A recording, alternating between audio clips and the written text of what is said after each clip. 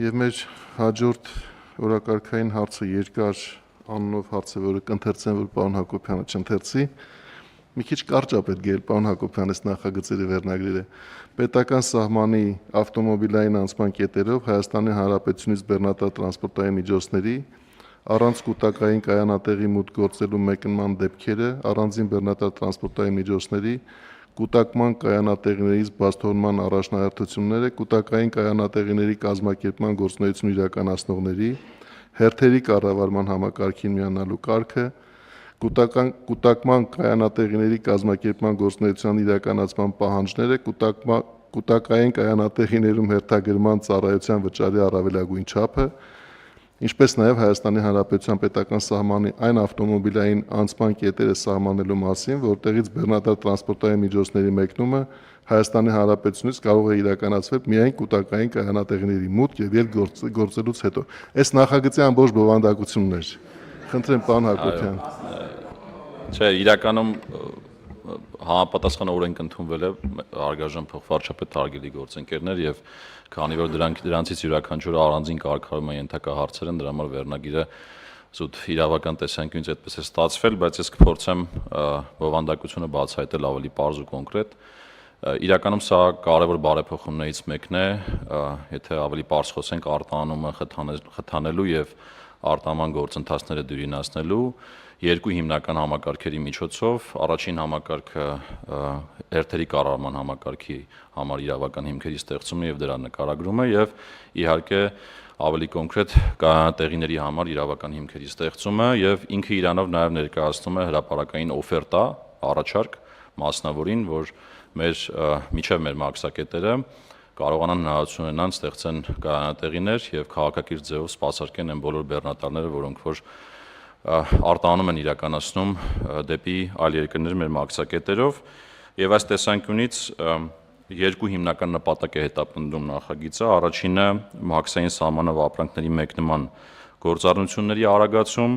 եւ անխոչնդոտ անցում նախնական հերթագրման եւ մեկնող տրանսպորտային միջոցի վերաբերյալ տեղեկատվության հավաքագրման միջոցով, երկրորդը պետական սահմանի անցման կետերում տրանսպորտային միջոցների կൂട്ടակումների բացառում։ Նախ նշեմ ուրեմն առաջին խումբ կարգավորումները, ինչ է իրենց ներկայացնում կൂട്ടակային կայանատեղին, դե կൂട്ടակային անվանում ենք, որովհետև ըստ էության կայանատեղիում պարտադիր կൂട്ടակվելու են, հետո բեռները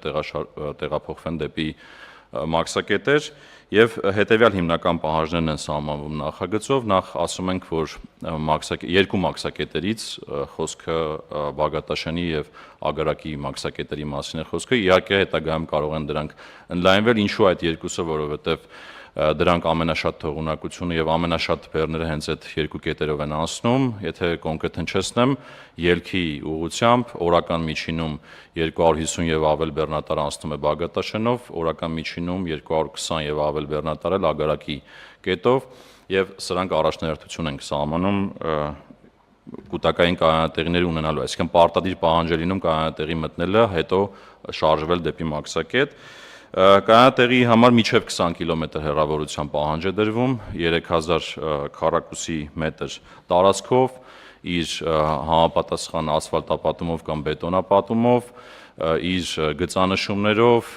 էլեկտրոնային թվային համակարգով, համապատասխան տեսախցիկներով եւ այս ամեն ինչը փոխգործելի մեր մաքսային թվային համակարգերի հետ։ Ընդ որում նշեմ, որ այդ հերթերի կառավարման համակարգը ըստ էության լինելու է պետական ՊԵԿ-ի կառավարման ներքո եւ ներկայումս մենք հիմա դրա մշակման փուլ ենք մտել եւ ըստ էության, երբ որ այս որոշումը ընդունվի ու դրանից հետո մասնավորը սկսի այդ ուղղությամբ աշխատանքներ անել ու ներդրողներ հայտնվեն, մենք դրան զուգահեռ այդ համակարգը կմշակենք եւ երբ որ գործարկվեն այդ կայանատեղիները, կունենանք այդ համակարգը ու կմիացնենք իրար եւ մի կարևոր հանգամանք այդ հերթերի կառավարման համակարգը նաեւ ինքը թափանցիկ է լինելու, հասանելի բոլորին, կայքի տրամաբանությամբ տեսնելու են մարդիկ, թե կայանատեղիներում ինչպիսի զբաղվածություն կա եւ յուրաքանչյուր կայանատեղին ինչ գին է առաջարկում, ընդ որում որպեսզի հստակ լինի գնի համար առավելագույն չափ է սահմանվում, խոսքը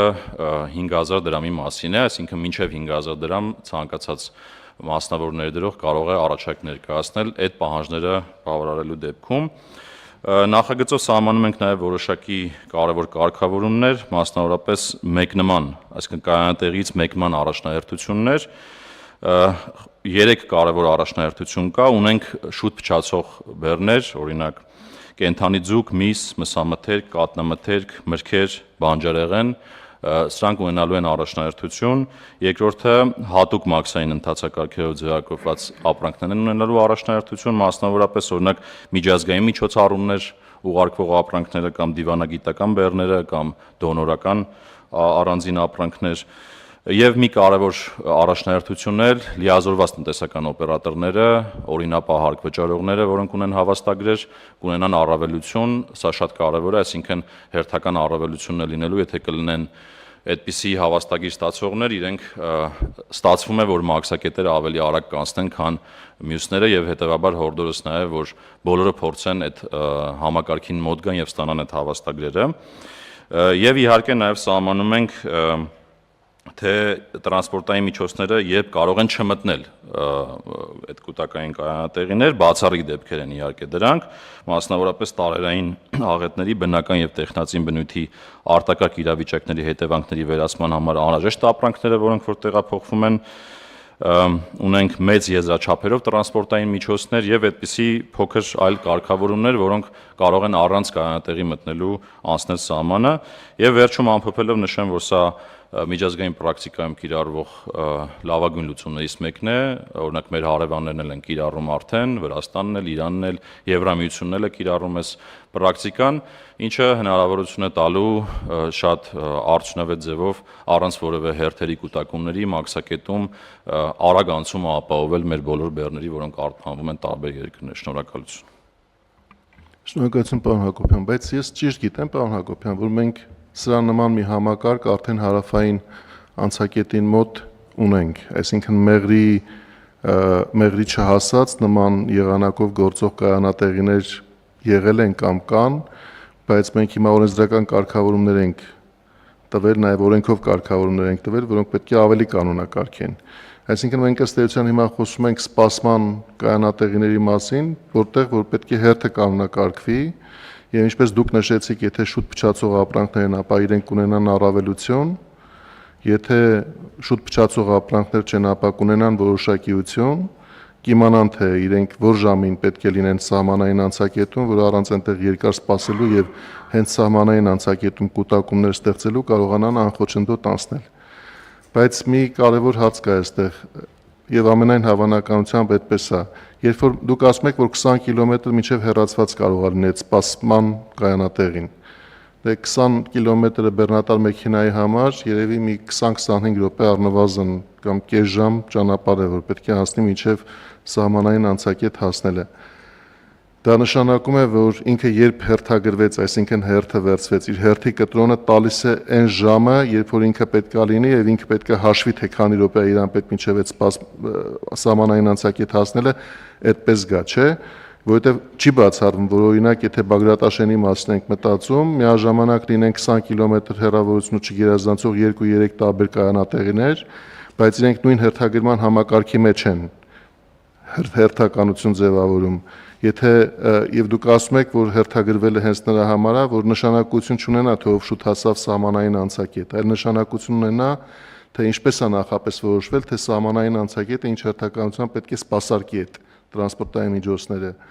Ոնց է լինելու, որ տարբեր կետերից շարժվող, բայց գրեթե միաժամանակ սահմանային անցակետ հասնող մեքենաները այնտեղ ճիշտ դասավորվածությամբ եւ հերթականությամբ կանոնակարգված անցնեն։ Նախ երկու հարց բարձրացրեցիք, առաջին մասով նշեմ, որ մինչ օրս նման կարգավորում չի եղել, այո, ճիշտ է, ունենք մի կայանատեղի պետություն մասնավոր համագործակցությամբ Ագարակի կետին մոտ, բայց իրականում ինչ պահանջներ, որ այստեղ սահմանում ենք, դա նաև որոշակի հիմքեր է ստեղծում, որ այդ կայանատեղին էլ ներդրումներ անի լրացուցիչ ու բավարարի այս նոր պահանջներին, այսինքն մենք ունենում ենք միասնական ստանդարտներ բոլոր կայանատեղիների համար։ Հիմա ինչ վերաբերում է ձեր ասած հարցին, ենթադրենք մինչև 20 կիլոմետր հեռավորության վրա 2-3 կայանատեղիներ կան, հերթերի կառավարման համակարգը աշխատելու հետևյալ տրամաբանությամբ, ինքը ժամային կամ րոպեի կամ էական չի, այդ հերթականությամբ կանչ է լինելու, այսինքն մաքսակետը օրինակ սպասարկեց մի բեռ, ինքը համակարգը նենց է կառուցված լինելու, որ ամեն հաջորդին կանչը ձևակերպելու է ավտոմատ, ըստ հաջորդականության, իսկ դա ոնց է կարողանալու անել, հետևյալ տրամաբանությամբ, մենք նախորոք մաքսակետում, այսինքն մաքսավորները իմանալու են, որ կայանատեղիներում մուտք եղան այսիշ բեռնատարները, եւ այդ նույն տրամաբանությամբ, հաջորդականությամբ ընդունվելու են մաքսակետում, այսինքն ստեղի հերթերի մասին ինֆորմացիա ունենալը եւ այնտեղի հաջորդականության մասին թվային համակարգում ինֆորմացիա ունենալը եւ իրար հետ կապելու միջոցով հնարավոր է լինելու հաջորդաբար կանչել են բեռնատարները, որոնց հերթը հասել է։ Այսինքն թվային համակարգով ենք լուծելու այդ հարցը։ Հա, բնականաբար, բայց լավ կլինի, որ հաշվի առնելով նույնց այն, որ ժամանակային գործոն կա այդտեղ, այդ կանչից հետո 20-25 րոպե կամ կես ժամ կարա պահանջվի մինչև կանչվողը կհասնի մաքսակետ, նախապես այդ սպասվող ժամի վերաբերյալ ձեր հերթագրման համակարգը ծանուցի։ Մոտավոր պարտադիր չի վերջին րոպեի ճշտությամբ, որ կարողանան նաև տեղում սպասողները ոչ թե անորոշ սպասման մեջ լինեն, այլ որոշակիություն ունենան, թե իրենց սպասարկման հերթը որ ժամին է մոտավորապես տեղի ունենալու, եւ եւս մեկ հարցի վրա եմ ուզում ուշադրություն հրավիրել, ինչը դուք արդեն նշեցիք, բայց կրկնում եմ, որ դա հստակ լինի, նա որ մենք մրցակցային հիմքերի վրա ենք դնում այս համակարգը, փակ համակարգ չի, բոլորը ովքեր կկարողանան բավարարել նվազագույն պահանջներին այդ կայանատեղի համար նախատեսված եւ կմիանան ՊԵԿ-ի համար նախատեսված կանոններով այդ հաշվառման համակարգին, կկարողանան ծառայություններ մատուցել եւ այդ մինչեւ 5000 դրամ ասեցիք, բայց հենց այդ մրցակցությունը կձևավորի այդ գինը, այսինքն մենք առավելագույն գնային շեմ ենք դնում, որ մեկի մտքով չանցնի, որ այդտեղ մենաշնորհային դիրքը օգտագործելով կարող է բարձր չտրամաբանված գին սահմանել ծառայությունների դիմաց, բայց երբ որ արդեն կձևավորվեն 2, 3, 4, 5, այդ մրցակցության մեջ արդեն նաև հասկանալի կդառնա, որ գինը խելամտորեն ցածր կլինի եւ չի հասնի երբեք իր համար նախատեսված առավելագույն չափին։ Այլ դիտարկումներ կան նախագծի վերաբերյալ, չկան, խնդրեմ, ես ուղղակի ապագայի տեսանկյունից նաև ասեմ, որ նախ հիմա ագարակը ամբողջությամբ այսինքն նոր կետ ենք կառուցում, Բաղդաշենը ամբողջությամբ չէ, մի մասով վերակառուցվում է եւ կարելի ասել առաջիկա 1-2 տարվա ընթացքում մենք ունենալու ենք ավելի մեծ թողունակություն կետերի, բացի դա եթե ասենք հաշվի առնենք այն նոր բացվող կետերի հնարավոր հեռանկարը առաջիկա տարիներին, նշանակում է, որ այս կայանատեղիների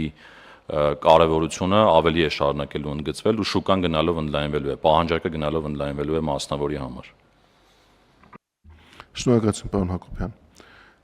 Նախագիծը դրվում է քվեարկության, ովքեր են կողմ նախագիծը հաստատելուն։ Նախագիծը հաստատված է